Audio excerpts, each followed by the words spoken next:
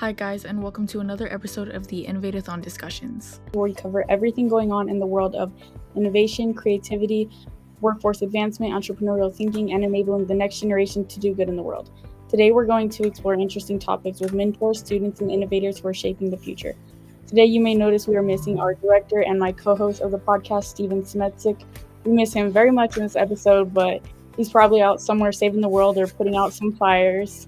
Just kidding, but Steven is just busy elsewhere today, and we're excited to have another Innovate-A-thon team member join us for the IAT discussion today, and a special student, alumni, and current participant. That being said, I'm excited to introduce Oliver Macdonald and Isabel Cruz. Oliver has been a participant in the Innovate-A-thon program with us several times, and he has yielded many amazing results and proven to be a wonderful team member time and time again. And Isabel is our social media specialist. You may see all of her cute Instagram posts, LinkedIn posts, and everything in between. I'm Natalie Guiotto, and I work in partnerships and outreach, and I do some social media work as well. So if you guys want to start by telling us a little bit about yourself, your academic background, and what you guys were studying when you joined the Innovate-A-thon program.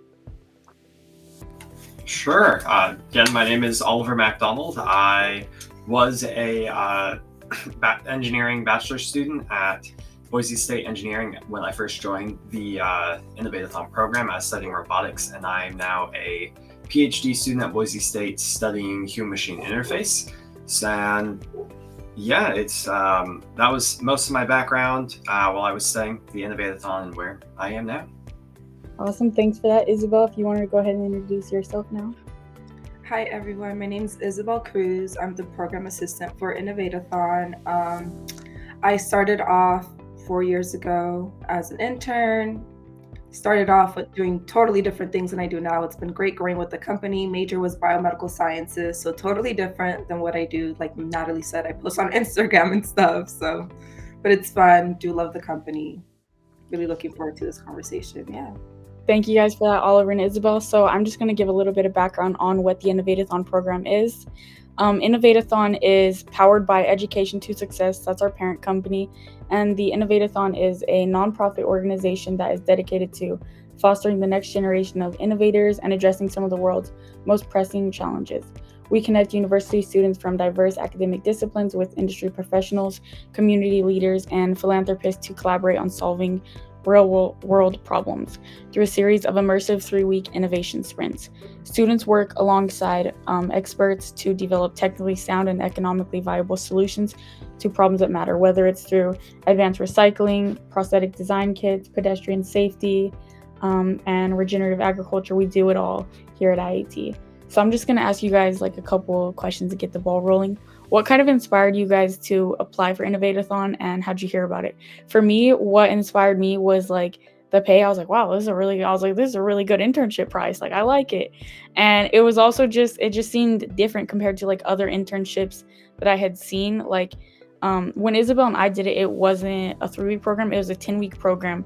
We weren't working in teams. We were working kind of individually with like kind of the aspect where we could ask like the other teammates, I guess, for advice or help, but it was more so like we were working on the problems on our own. And it was, we each had a different problem that we were working on. So mine was those facing homelessness, like how can we kind of help them to get to a better place and help them to find more resources and stuff like that. Isabel's was a pet tracker, I believe, like when you lose your pets, like here's a tracking app for them or something like that. So what inspired you guys to apply for the Innovate-A-thon?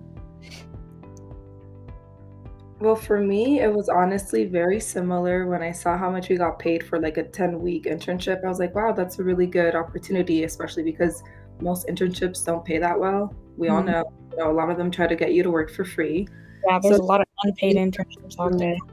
And the other thing was that it was like entrepreneurship, so like we were working on like problems we were gonna like so that was what I liked about it.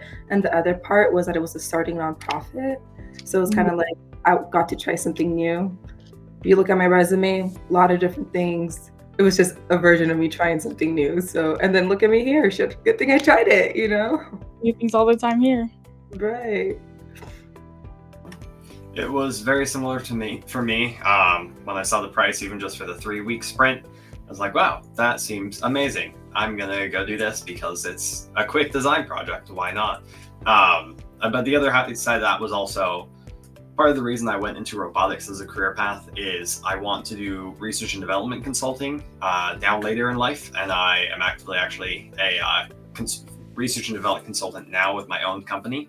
So it was a great way to get more experience working on a vast variety of projects and really hone in on how I would tackle an industry project in 3 weeks, working with a team and understanding how to do a lot of that management of, okay, here's our design phase, but we also have to deal with the marketing side. We have to deal with the business, and really getting a good understanding of how to break those down for just reinforcing what I had learned previously and really just ironing out the creaks in my own skills as I was moving into doing more industry work, and also just for the fun of getting to work on different projects that I typically don't have the time to work on.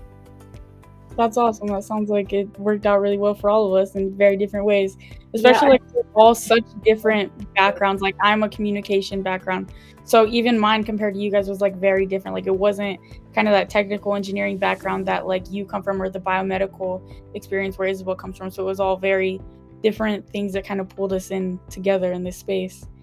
Yeah. So What I really like that he said though was when he said that it's in 3 weeks. I know we've talked about that in our meetings with Sherry. That's what we like about it too for students, that it's like 3 weeks. So you get to learn new skills and, interact with industry professionals and different students in a short period. It's so rare to find a 3-week internship. So I think that up. Yeah. I think it better matches industry, at least for engineering, as well as typically when you go into an internship, you're doing one project for that 9 to 12 week period. But depending on who you are and your skill levels, at least in my case, the last internship I had, my project took me 3 weeks to design. And it was just handling small little things on the side. But most projects, at least the smaller sections of larger systems design, only take a few weeks to get the basis down. And that's all this competition is really looking at. Or from what I've seen is it's that first up to the technology readiness level 3 or 4. It's where it's just this initial concept to start testing and preparing, and goes with the fail fast motto for engineering, where it's build something quickly, see if it works, and if it doesn't, fail fast, start again with something new, and really iterate quickly. I love that you said that, because Jim actually, when we did this thing where it was like you add new ideas to it and we switch the paper, and I'm pretty sure you guys have done that one too. And like you look at it and then you're like, you share it. Wait, no, it doesn't work. Okay, we're starting over right away. We're just starting over. Yeah, I love that. I like that too, because Jim always likes to say no idea is a bad idea. So I kind of like that fail fast like idea as well, because then like, okay, well, this doesn't work. I can swap over to this and try this new thing instead.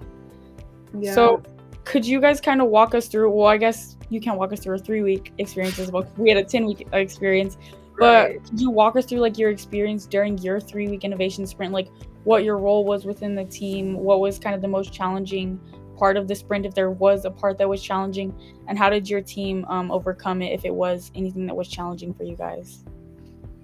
So I'll start off with actually the first Innovate-A-thon I did, which I think now was over a year ago, I want to say. Yeah. It was last spring, so I'm surprised that much time has passed. But in essence, we were designing a tool to help with the barbed ends of water drip line systems. So I think that one might have been a 2-week, now that I think about it. So it was slightly smaller, as it was still at the very beginning of Innovate-A-thon doing these engineering competitions, at least at Boise State. And it was from the very beginning of the meeting, the 2 other students I was working in ended up looking at me for some support, as I had done more of the business side alongside engineering. So we first ironed out like, okay, what are our goals? What are our plans?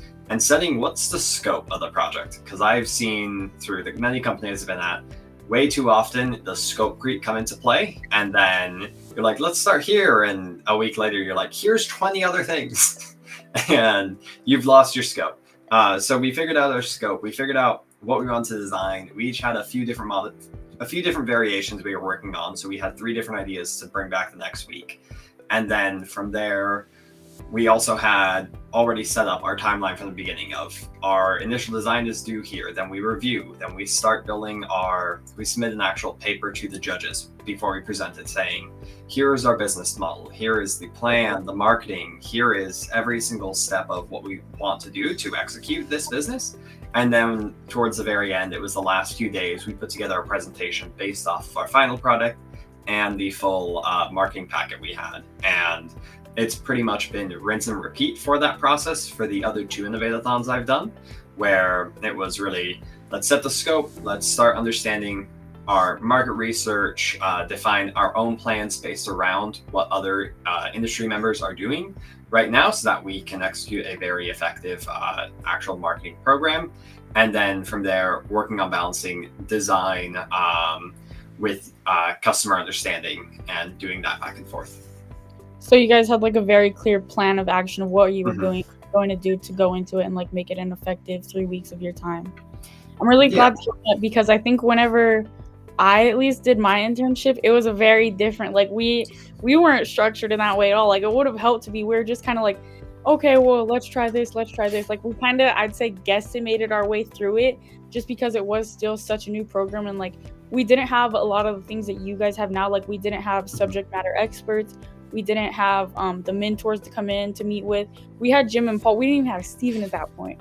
We had Jim and Paul, and they were kind of like guiding us along. Jim was like, okay, try this. Oh, what was it? It was the packet. I remember that packet. It was like week 1, the 2-step business plan. We had that to do. We did have to make the presentation too, though. Like that hasn't changed. Yeah. The slide deck. That was very similar. But it's gotten a lot more structured, I think, since then. Yeah. The way it was different is that even though we all worked together, we were all working on our own idea. And now here we're kind of more like we have a problem statement. So I think when we worked together, it wasn't to the extent that you guys did. It was more so like we just kind of worked together to review each other's project, like maybe once a week, to just kind of be like, okay, this is something I think you could improve. This is something I think you're doing good on. You guys, I think, work in a much more cohesive, closer, tight-knit unit to kind of ideate, brainstorm all those 4-stage process that you guys do together. And I think that is also kind of what yields the results that you guys get, where you guys have a much better project to come out of it. How do you think working like with the industry experts and mentors shapes your perspective on like innovation and problem solving and kind of getting your project to where it needs to be? Yeah, I think it's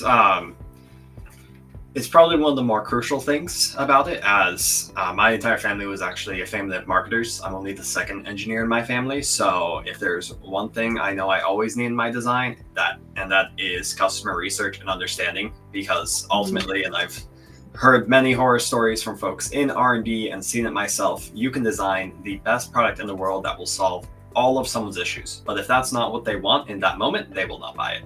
Doesn't matter if it fixes every single thing they need, if it's super efficient and advanced, they will take a worse product that has just exactly what they were looking for, and they will buy that faster than anything else. So really understanding what the industry is currently looking for at that moment, what the judges are looking for, what they're expecting, and trying to take our creative idea and build it as best as possible while framing it, not necessarily building it into their box, but framing it into their box and their mindset, is one of the, at least to me, one of the most important parts. And one of the most important skills to build out of this is really understanding how do you take what your boss or your client or your coworker is saying in terms of what they want or what they're looking for, execute on that for an initial product or initial design, and then actually present that in a way where you still can go in the direction that you want to go, while also making sure that the key things for them are answered and handled without throwing a bunch of extra fluff or extra items into there. Gotcha. So making sure like the marketing lines up with like your target demographics, and making sure like you're like getting all your audience needs met and everything like that. I think that was something that we didn't factor in when doing ours. At least I didn't, because I didn't have like, at that point I was barely, I want to say, a sophomore in college. So I was super new to the world of like marketing and getting myself out there. So I kind of didn't know like to make sure we're going to be marketing our idea to our target audience and stuff. So I think that's really important too, that you guys know to like have that background of who is your audience, who you're going to be marketing it to, who you're going to be like bringing into mind for the forefront of your idea. What skills do you guys think or insights do you feel like you gained from participating in IAT that you didn't expect? For me, I think what I gained was like a lot of business background, like the 10-step business plan that we did. That really helped me to think of a lot of things that I never would have considered, because number one, I didn't go to like business college or anything. I didn't have any of that type of background for like the value proposition or the price, like to kind of, I didn't think of all these factors that are in a business when it comes to starting one or developing an idea for one. So it kind of helped me to kind of have that background more of, okay, this is what it is to run a business. This is what you need to think of. You need to think of adding $10,000 to every step of the process of what you're doing. Like a business is a lot more expensive and there's a lot more planning that goes into it than what I originally had thought. No, I totally agree, because before Innovate-A-thon, I've done a lot of sales jobs. So my job has always been to just be like, here's the product. Here, like Oliver said, I just knew what they liked. And I was like, here it is. This is your version of it. Here's your version of it. And then when I came in and I was like, oh, like you have to do a lot to get to that point where you have that version you can offer to them. Yeah. So that's definitely something I learned. But the biggest thing that stuck with me, honestly, was just like the keep innovating ideas. Like with him, he's always like, there's a better version. And it stuck with me whenever I'm trying to design anything. I'll make something next morning. I just want to make a whole new one. You guys are like, no, it looks good. And I'm like, my eyes twitching a little bit. I'm like, no, you guys don't understand. It could be better. So I think that's the thing that stuck the most with me. Like, how can it be better? I'm like the whole Innovate-A-thon, just how we can improve products we use and just things like developing something new and better, like Jim always likes to say. Exactly. Yeah, I would say I was fortunate enough before the Innovate-A-thons that I was actually a research and development engineer for 2 years prior. So I had been doing a lot of actually the Innovate-A-thons process of, here's a goal, the company has that. It could be anything from here's a beer chiller for stadiums to here's a blood cooling drone to here is a pressure regulator. So we really jumped around a lot in the different fields we were working in, and I got to see a lot of that process. But what the Innovate-A-thon really did was it let me take all my current R&D knowledge, which was sort of like R&D consulting. The engineers, we acted sort of as individual cells. We'd work together for some products, and then we'd be separate on others. But it let me really refine and work on my full business approach, as that was actually the spring I really started working on my own business. And it's a lot of the same process of the Innovate-A-thon, but now I'm finding my own clients and I'm building the business case and then building the product and presenting the product and doing a lot of that back and forth. So it really let me refine what does work, what doesn't work, what's the feedback I'm getting from industry about what they liked, what they didn't like, and really just pulling in that information so I can reflect on it, improve, and keep sort of iterating through my own process. That's awesome. So it gave you like a lot of background to kind of use in your business that you do today. Mm-hmm. That's awesome. That's really neat, seriously. So how do you think like it impacted your confidence as a student and professional in the field? For me, I feel like it made me feel a lot more confident in like asking people questions, because I felt like kind of like nervous sometimes to ask questions, like what if it's a silly question, or what if this is something I should know when I don't know. I feel like it gave me confidence to know that like you can ask silly questions, like no idea is a bad idea, as Jim likes to say. So it helped me to kind of like be more okay with not knowing what I'm doing sometimes, and with like guessing, and with learning. Like it's okay that I don't know everything. It's okay that I can ask questions and learn from where my experience is and grow from my experience currently. I guess on my end, it was more in terms of building like confidence in terms of like leading a team, as a lot of times, at least for the 3 Innovate-A-thons I have done, I've been the only student with a business background, and not a like academic business background, but a sense of I had done work in industry, doing some more business type of experience, design websites, marketing, all that fun jazz.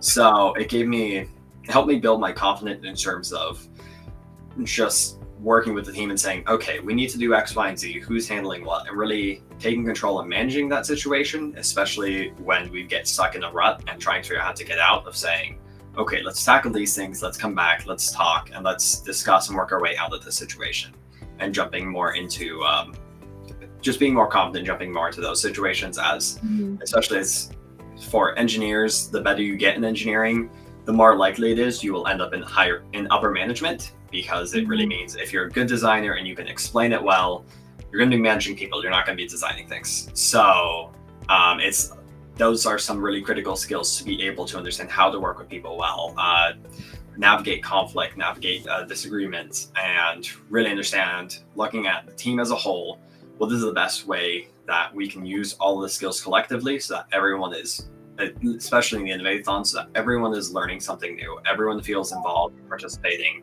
and we still end up achieving the end goal, which is something that ultimately everyone on the team is happy with, regardless of where we place. Well, I'm glad Innovate-A-thon was able to, kind of help you develop your skill. Like, that's really cool. Yeah, like, because everything you said right now, like, that's so true. It helps you. So when you're, out looking for a job or building your business, you're better at managing your people. Yes, like, let's go. Yeah, and I feel like just watching you do like the Innovate-A-thon programs, like you definitely do have like a very strong skill set being like a good like team leader and manager of like your team and kind of leading them to where they need to go. So I like that like kind of helped you grow that already like good skill that you could have. No, for real. And we do see it, so we've noticed it with both of you and Noah, like how you guys just keep like developing. Like the team leaders, I think. You guys get quicker, yeah. Every time you do the Innovate-A-thon, you guys get quicker with it. We're like, okay. Yeah. But you guys have done it, so you kind of have like more of the background and experience, like be that team leader and get your team to where they need to go. Right. What Oh, go ahead. I think there's two parts of it, especially for those who've gone through the Innovate-A-thon. You start 3 weeks sounds like a lot, but especially I know with the newer flyers where it says it's only like a 12 to 15 hour commitment, a lot of students don't understand how little time that is. Like I'm working on a graphic design piece for a client right now, and I'm still in the initial concept phases, and it's been 6 hours, and that's one design. After some initial designs, I'm like, I would have guessed this would take me an hour or two max, or if I'm designing something like in CAD, in Fusion 360 or 3D model, beforehand it's like, oh yeah, we're doing things quickly, it'll be like 20 to 30 minutes, but then it's an hour or two for the design, another 5 hours for printing, and those times really add up. So I think part of it is just we're starting to recognize how much that time is really crunched, and especially when you have such a broad range of students, that you feel that time crunch even more because you're not all in the same area, you don't always have access to the same tools, so there's a lot more trust and leverage you have to put on each of your different team members to say, okay, looking at the time we each have committed to this, how do we best balance what everyone is doing?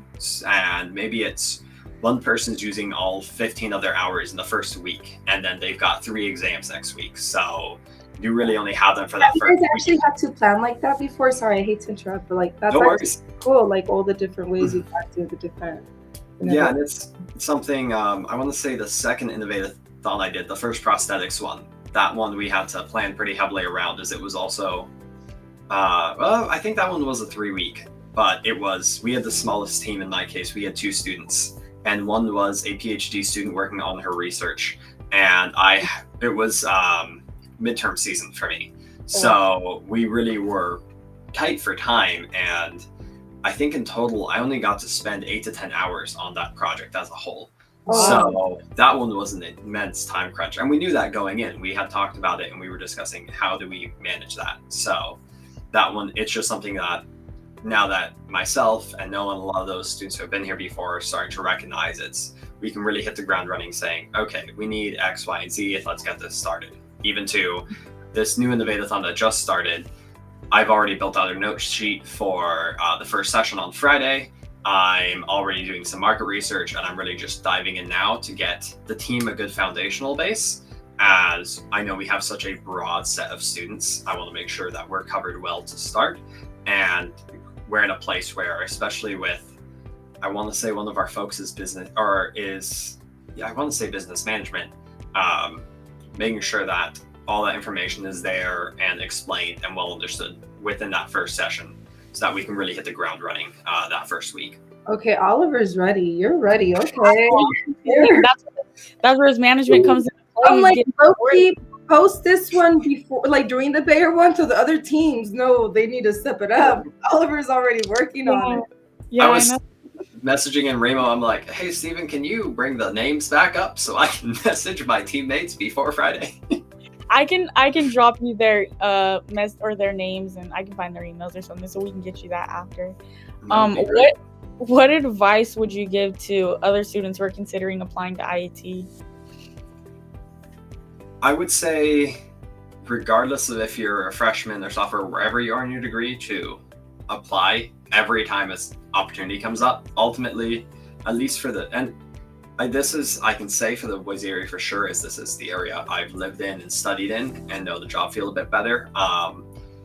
But it's really those practical experiences that will get you jobs. And it's, to my understanding from what I've heard in the industry, it's not just Boise, it's all of the schools. You can have a perfect 4.0 GPA and zero background experience, and the company will take a 3.2 student that actively chose to take lower grades because they could design. They spent time doing clubs, doing projects, doing things like IAT. And it's really, if you only have that theoretical knowledge from your classes, it's going to be a lot more difficult to land that job you want right out of that job or that internship right out of college. So the best thing you can do is to join Innovate-A-thon, start building your project histories, put that on as you're going through the Innovate-A-thons, build yourself a website or put that on social media and build yourself a portfolio that you can really leverage everything you did in the Innovate-A-thon to show to potential jobs what you can do, as it shows your soft skills and your technical skills and your theoretical knowledge all in a single place in really a small time commitment that can have a massive impact on you. That's some good advice. Some solid advice. Seriously. My advice was just going to be like, apply, like it's going to be fun. You're going to gain experience from it. But like, man, you went way, way better than I could have said it. Yeah, no, it's definitely important to get those skills. Yeah. What do you think students could do to like make the most out of their 3-week sprint experience? For me, I would say just really make the most of the time with your team and really like make sure to ask your industry experts and mentors questions, because I know there's been times when students like kind of didn't ask as many questions, and then it's like the last week of the project and they're like, shoot, we need to meet with our mentor to ask them a question. And it's like the mentor's busy too. You got to get those questions out of the way early on. So what advice would you guys each give to the students? Well, I would just say don't be scared to ask. I feel like a lot of the times they feel like they're bothering them. Because that's how as I remember when I was in college and I was like, you can ask for help. I'm like, no, but I'm bothering. Yeah. I'd be like, they're busy. I don't know. Ask for help. Just ask for help. Best advice I ever got in college, just ask for help, man. Yeah. Yeah, I've got to agree with you. It's asking for help and really building those connections with those industry members. As I believe today, I've connected with every single industry member from every single IAT on LinkedIn so far. And there was a time where I was looking at potentially working with one of the industry members for a research project I was doing at Boise State and was able to text him for feedback, which was great. But really just building those connections to build out your network and know, if I do want to go into this field, I know someone who can point me in the right direction. Right. And outside of that, it's just building those communication skills with those mentors, with your teams. If you can't ask questions from anyone, you're not going to make it very far in industry. You really need to be able to ask enough questions to make sure you understand the topic. Doesn't matter if it might sound like a stupid question to you. If that's a question you need to ask to make sure you understand the situation, that's a question you should be confident asking. Mm-hmm. Like Jim always says, one more time, no question is a silly question. For real. No bad ideas, no silly questions. Write everything down. He has some good advice, honestly. I love that even when he's not here, we find a way to talk about him. I know. It's because he's the best. He's just the nicest guy. Well, I thank you guys for joining the IAT discussion today. I'd love to have you guys on again sometime if the time arises. I wish you well in your project, Oliver. And I will talk to you guys sometime soon. Thank you guys for joining, and goodbye.